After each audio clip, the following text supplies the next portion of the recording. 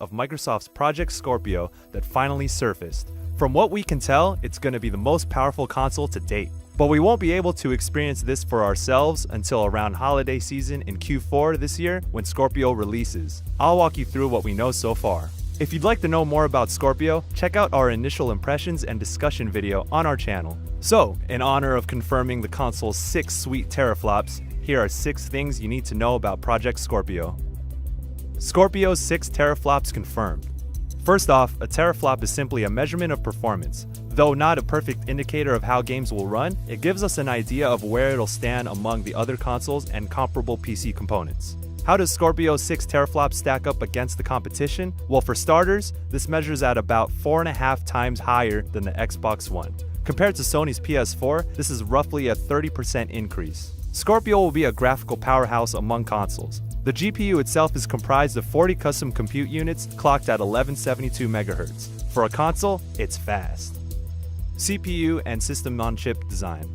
Scorpio's horsepower is built into what's called a System-on-Chip, or SoC. Both the graphics and central processing units are housed on the SoC, which is where you'll find the 8-core CPU. It's described as an evolved version of the Jaguar-based CPUs seen in the Xbox One, and it's clocked at 2.3 GHz for Scorpio, 550 MHz faster than the Xbox One. Like the PS4, PS4 Pro, and Xbox One, Scorpio's SoC is made by AMD. More memory, 12 GB of GDDR5 RAM. Microsoft built 12 GB of GDDR5 system memory into Scorpio. As it stands, 8 GB will be dedicated to games, while 4 GB will focus on background processes and overhead. This is a sizable upgrade from Xbox One's slower DDR3 RAM and 8 GB overall, with only 5 GB dedicated to games. Is this important? From what we can tell, yes. The system was shown using a little bit over 5 GB in the Forza demo used to show off Scorpio's power. Forza demo native 4K. Speaking of Forza, alongside the reveal of its tech specs, Scorpio was shown running the Forza Tech engine, used in Forza Motorsport 6 and Horizon 3. The demo was said to be a straight port from the Xbox One, but with native 4K resolution and high-res art assets. And it was pushing out 60 frames per second, with room to spare. According to the benchmark from Digital Foundry, the system peaked at about 70% GPU usage. Texture filtering, lighting, shadows remain untouched. When pushing the PC equivalent of ultra settings, the game still ran at 60 frames per second with 88% GPU usage. Keep in mind that this is one scenario, and Scorpio's performance will vary from game to game. True 4K was promised, and as far as we can tell, it's being delivered, but not every game may hit 60 frames per second. Regardless, this is impressive. Backwards compatibility.